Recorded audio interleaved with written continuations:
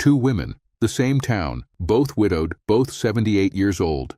Margaret and Eleanor never met, but in the same month, 5 years ago, they sat in the same kind of doctor's office and heard the same quiet sentence: early-stage dementia. They even had almost the same money, around $400,000 in savings, a house paid off decades ago, a lifetime of careful, unglamorous discipline, coupons, second-hand cars, vacations they skipped so their kids could have braces. 5 years later, here is the difference between them. Eleanor's family still has almost all of it: the savings, the house, every dollar she meant to leave behind. Margaret's family has about $80,000 left out of $400,000. The house is gone.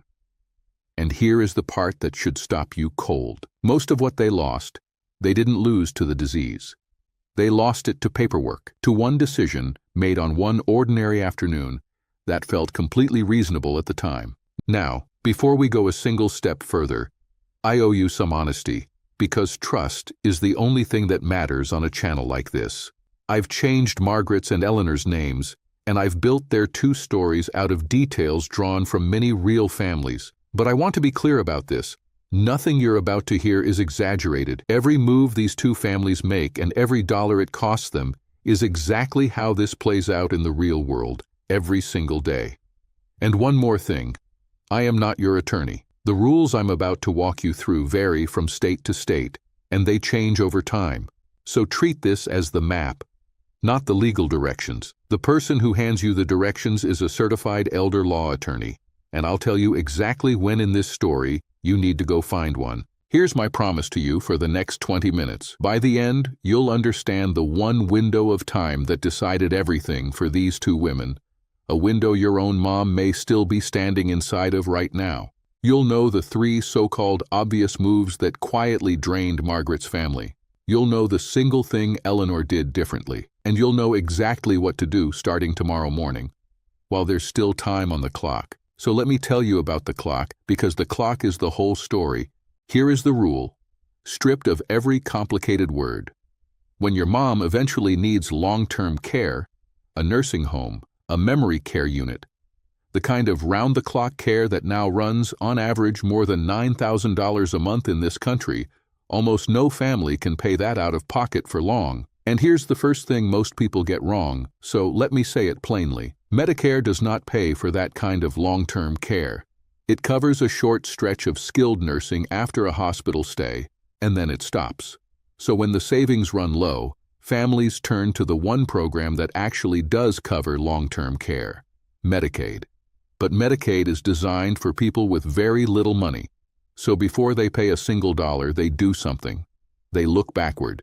In almost every state, they pull 5 years of your mom's financial history, 60 months of bank statements, property records, transfers, and they ask one question: did she give anything away?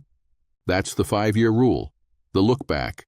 And in 49 of the 50 states, that window is a full 60 months. A couple of states handle it differently. California and New York have their own versions, so the very first thing you'll want to confirm is exactly how your mom's state runs it. But for almost everyone watching, assume 5 years. Now here's why that one question is so dangerous. If Medicaid finds that your mom gave things away inside that window, money moved to the kids, a house signed over, anything handed off for less than it was worth, they don't just say no.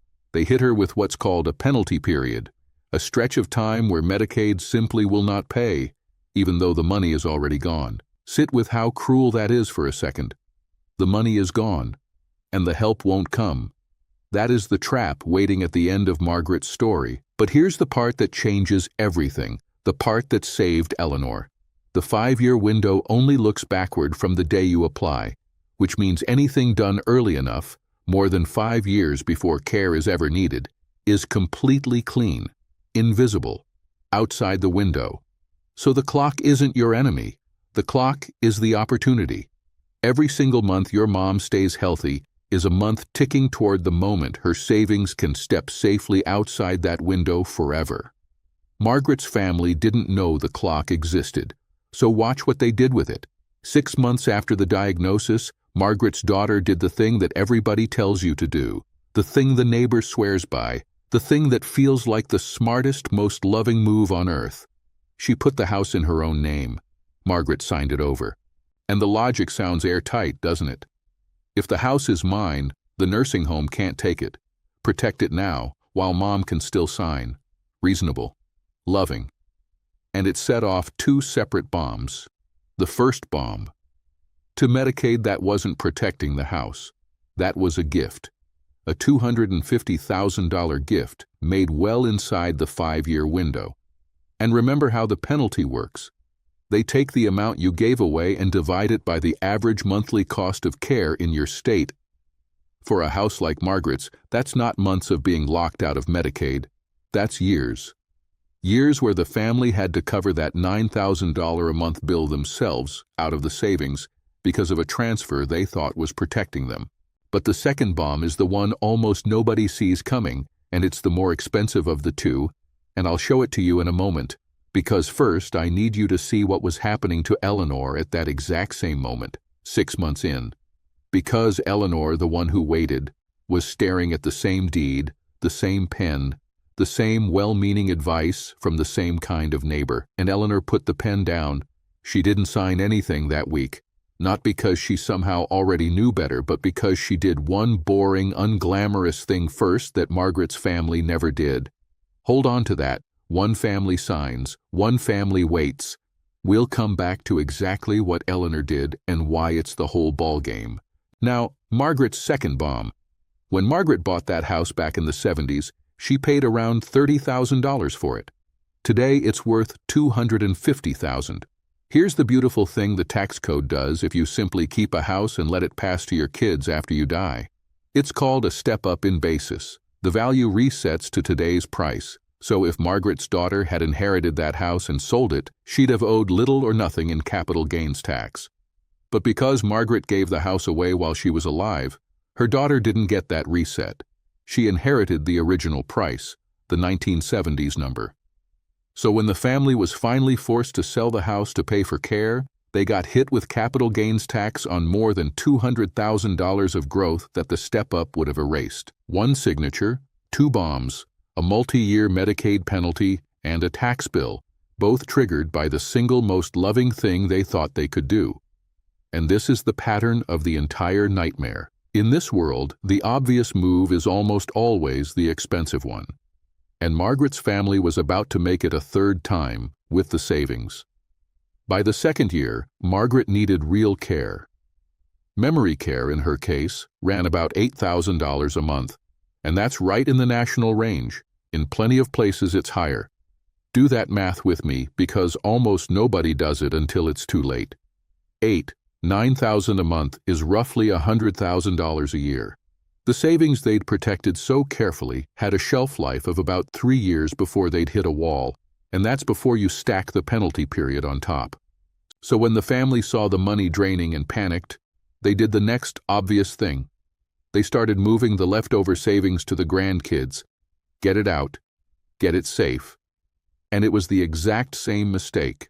Same window, same penalty. Every dollar they moved in a panic just dug the hole deeper, because now that money was gone from Margaret and it counted against her, pushing the help even further out of reach.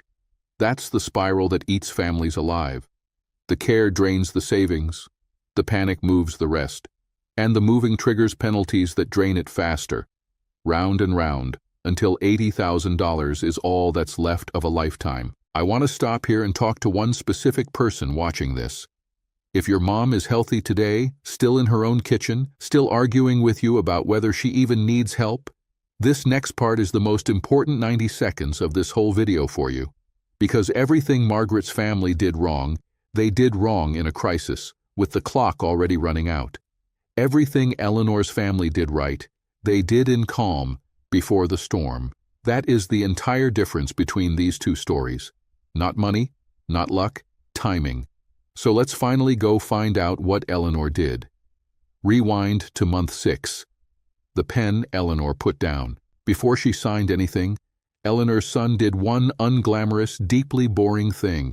He found a certified elder law attorney, and he spent one afternoon going through the numbers. That's it. That's the whole secret. Not wealth, not connections. One appointment made while there was still time on the clock. and the attorney told them about a tool Margaret's family had never even heard named, an irrevocable trust, specifically the kind built for exactly this situation. Some people call it a Medicaid Asset Protection Trust. Here's what it does, in plain English.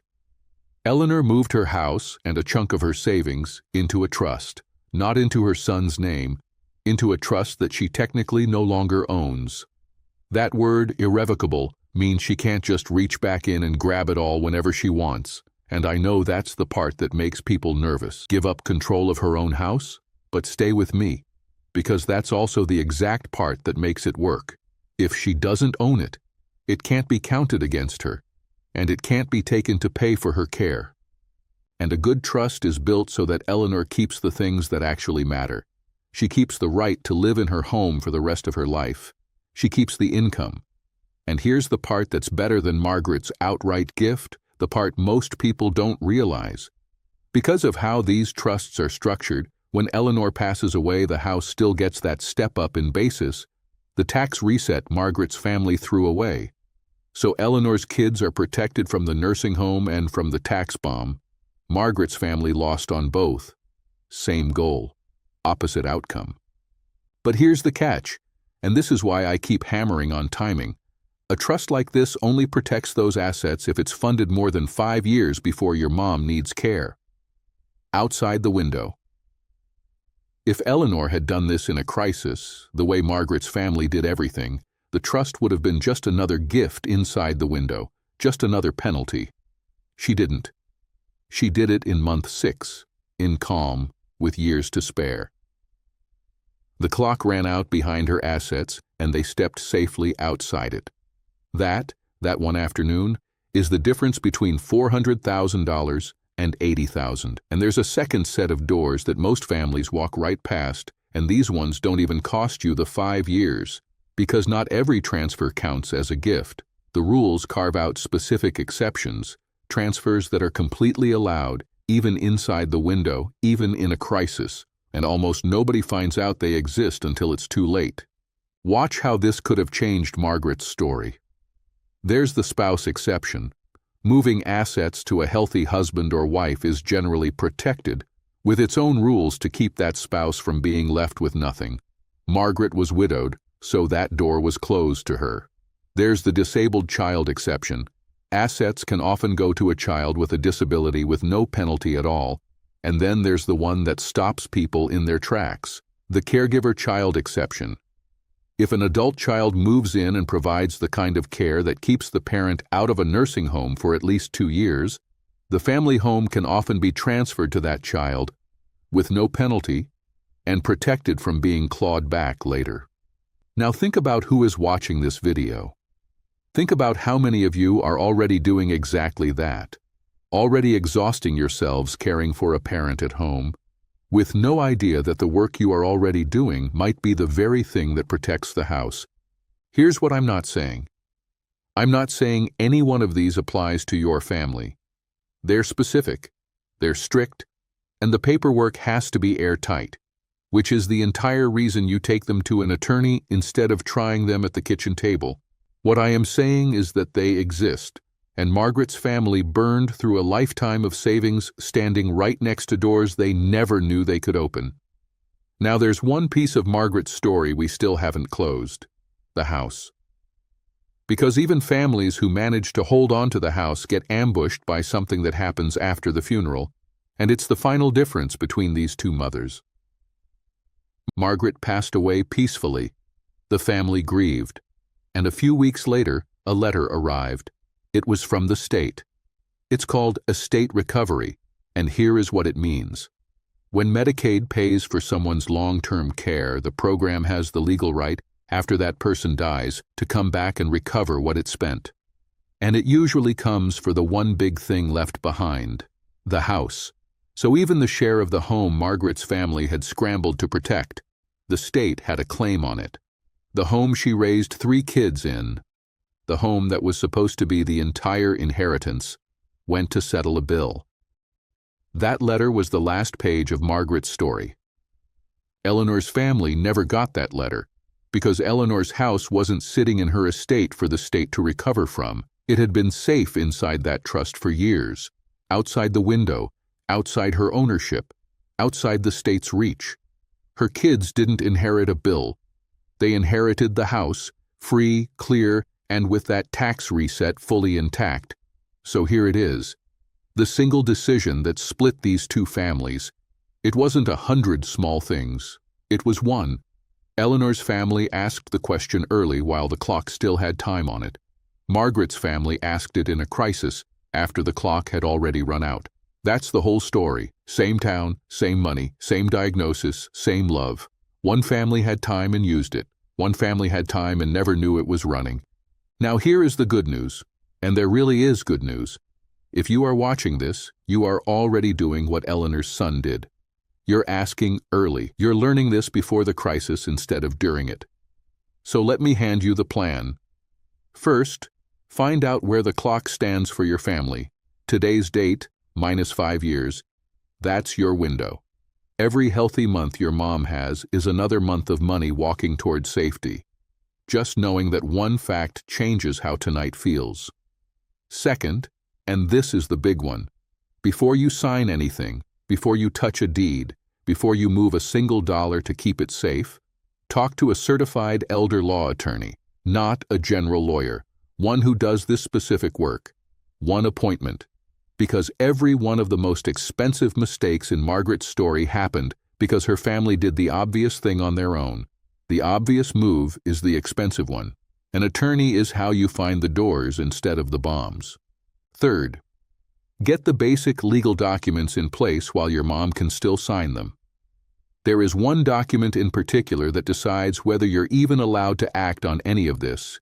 And the day it becomes too late to sign it, families get locked out of their own parents' accounts, legally with no way back in. That's the subject of the next video, and I'd watch it tonight.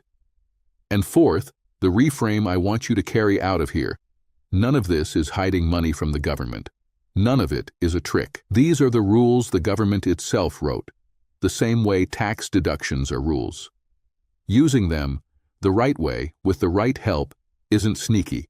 It's the difference between a family that gets to grieve in peace and a family that opens a letter from the state.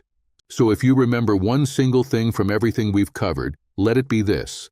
The clock only runs one direction. The best day to protect your mom's savings was 5 years ago. The second best day, and the only one you actually control, is today. Margaret's family didn't lose to dementia. They lost to a window they didn't know was closing. You know now. And that changes everything. If your family has been through some version of this, do me a favor. Tell me in the comments what you wish someone had told you sooner. Because there is someone scrolling at 2 in the morning right now, scared, looking for exactly that, and your few words might be the thing that reaches them in time. And here is your real next step. Everything we did today assumed one thing, that your mom can still sign her own name. There is a single document that decides whether you can legally act on any of this, and the moment it's too late to sign it, the door closes for good. That's the next video. Watch it tonight while there's still time on the clock.